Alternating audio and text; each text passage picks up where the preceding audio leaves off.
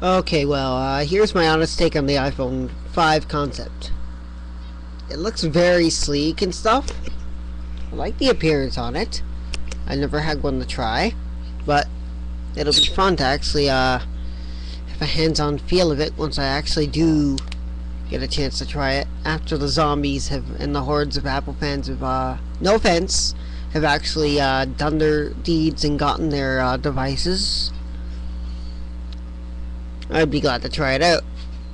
Same with the iPad 5. But for one, I'm not into touchscreens. I came from a touchscreen device.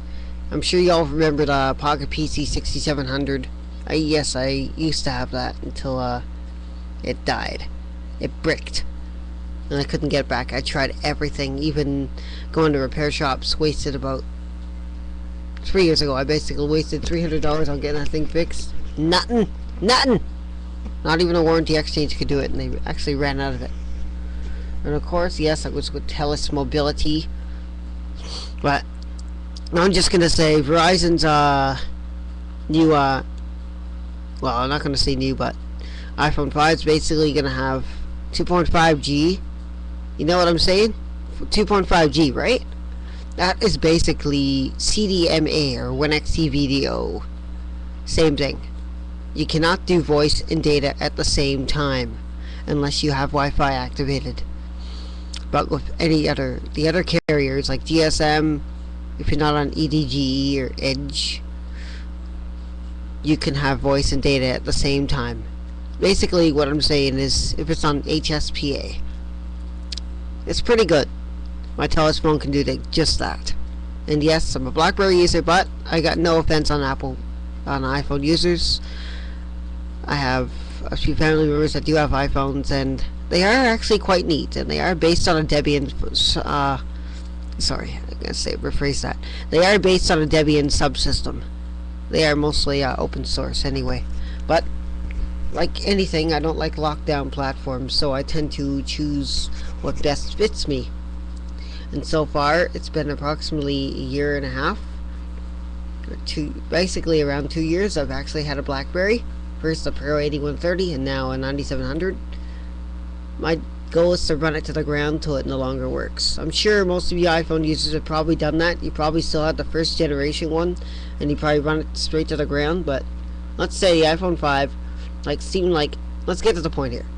Apple usually renames some features to make them look new, like how it reinvented video calling, which has basically been around for a century. My comment basically is in the description of this video, so I'm sure you've seen it already. Or maybe you missed it, you can read it anyway, but whatever. And they renamed video calling into FaceTime and made it popular again on non-phone devices, which is it's just normal. I don't care anyway, but video calling has been around. If you Google video calling, you'll find a Wikipedia article, and then you'll find a related article called video telephony. It's been around for a century and a half now. It started, if I'm not incorrect, by 1867. Alright, so FaceTime's basically been around since 1867. In case you didn't know that, you can Google it up yourself and you'll find out the truth. So that's not a new feature. It has never been new. It's been around for quite some time. It's been in the corporate area for quite some time. I've used it a few times on a few payphones, and I gotta say it wasn't that good, but it was actually decent. I like the fact that you see the person on the other end, but not everybody would. And not everybody has the actual time to do it either.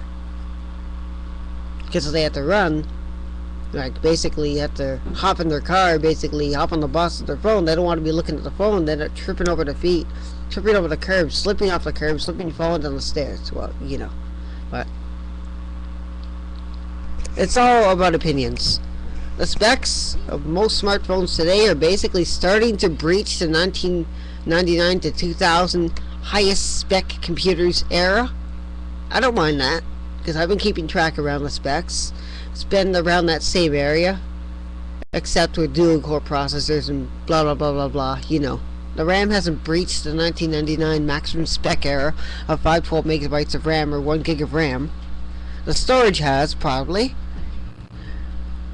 I've had a few computers back in my day that were back, I still have one that I've given to a family member, and they still have it.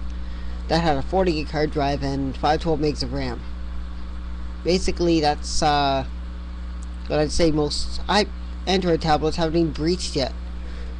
The iPhone certainly did it by making it to 64 megs of RAM, but in a PC, well, in any computer, it would basically be a 60 gig hard drive if you weren't going to include the flash components. So the specs will probably be the same as a late 2000s era computer, but a phone's a phone, right? It's just a computer crammed into an ultra tiny tablet form, and it's got phone hardware, and it's really locked down. You won't be able to, I don't even know if you'll be able to actually enable mass storage support in the darn thing unless you jailbreak it, and of course install the app. But that's my video response. That's my opinion. Sorry about the webcam issue. I gotta fix and so I gotta take it apart and clean the lens again. It appears dust got inside it somehow. So thanks for watching. Have a great day. Feel free to subscribe. Button above, which you can see right above there. So yeah, peace out. Thanks for watching my opinion video, and I appreciate your comments.